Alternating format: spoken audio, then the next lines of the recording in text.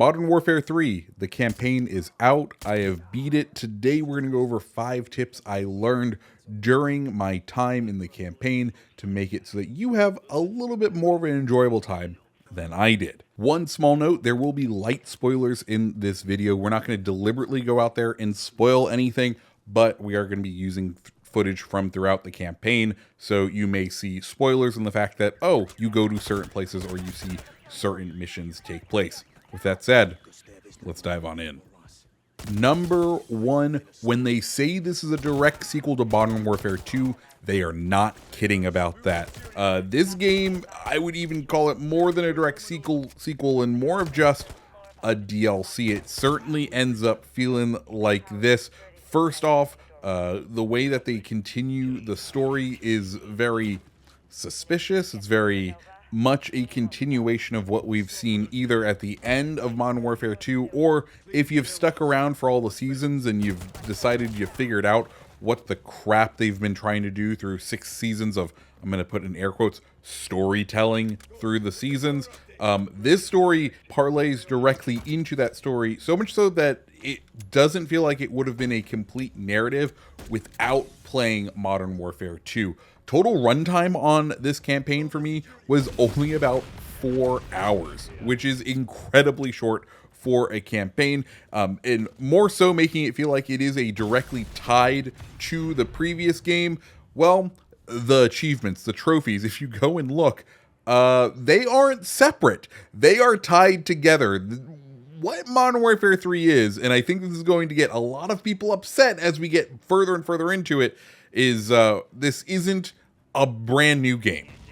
This is very much a DLC, and it is very much on display within the story mode, and I think we're going to see it more and more on display as we get into the multiplayer modes, which is kind of unfortunate. Number 2, ammo you request from a teammate will refill power weapons. Now, you will multiple times in the campaign run across small ammo caches. You'll recognize them from Warzone. There's a lot of assets in this campaign that have been pulled from DMZ and Warzone, and if you're into that side of Call of Duty, you'll feel right at home. However, there are certain parts in the story where if you start running low, you're going to see that there's a little toggle on the back of any of your friendly allies. And if you run up and kind of tap them on the shoulder, you're going to be able to grab new ammo from them. And this is really cool because if you have certain power weapons like a grenade launcher, usually you're not able to restock that ammo from the ammo crates that are around on the campaign missions. But you can restock it from your friendly allies, which is great.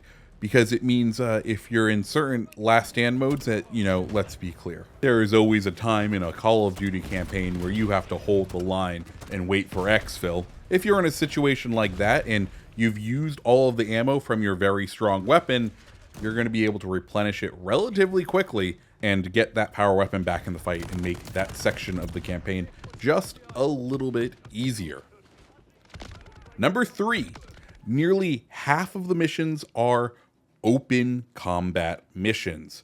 There are 14 campaign missions. 6 of them are designated as open combat missions. What are open combat missions? Well, they are non-linear campaign missions, and I'm going to warn you right now, the first 2 are the weakest. They are by far ones that feel like, oh, we're just playing DMZ, is the vibe that I got from these open combat missions.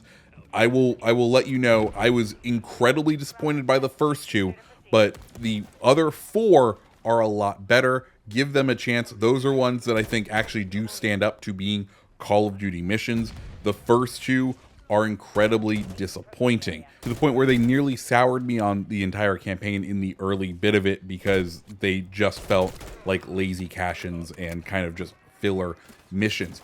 As far as my tips for when you have open combat missions, if you die during an open combat mission, a lot of the time there aren't very many checkpoints in them, so you're going to have to redo the whole mission. This can kind of be a blessing or it can be a curse. One of the things that is around when there are the open combat missions are sort of orange crates. You'll recognize them because they are very much the kind of weapon crate icon from DMZ. You're able to get to those if you get to one of those crates, it permanently unlocks that item for the mission. So if you die, you're able to then equip it within a loadout menu before dropping back into that open combat mission. I think the open combat missions will definitely require, or you may want to go back and replay them once you unlock certain attachments, certain abilities, certain unlocks, because you can get equipment that really does change the way you can play that mission. So I will say, open combat missions, the first two, absolute trash, but they do get better and give them a chance. Number 4. This is the glitchiest campaign I've seen from Call of Duty in a long, long time. There were glitches all throughout my campaign, from hovering toilet paper to water glitching out to people ascending into heaven and after they died. This was by far the glitchiest Call of Duty campaign experience I have ever had. So be on the lookout for that. Just be aware that at least on the Series X, there needed to be a bit more love put into this product. And then finally, number 5, thermals are your friend. I can't stress this enough. A lot of times in the campaign, there's a lot of visual disturbance that you're going to run into.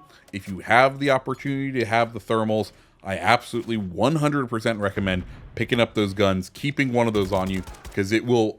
There's multiple times in the campaign where just the visual disturbance was just a bit weird, and if I didn't have the thermals, it would have made the level a bit more difficult than absolutely necessary. So guys, those are my sort of 5 tips for Call of Duty. Have you made your way through the campaign yet? Let me know down in the comments below. What are you thinking about it? If you like this video, hit that like button, hit the subscribe button, and I hope you have a fantastic rest of your day. See ya.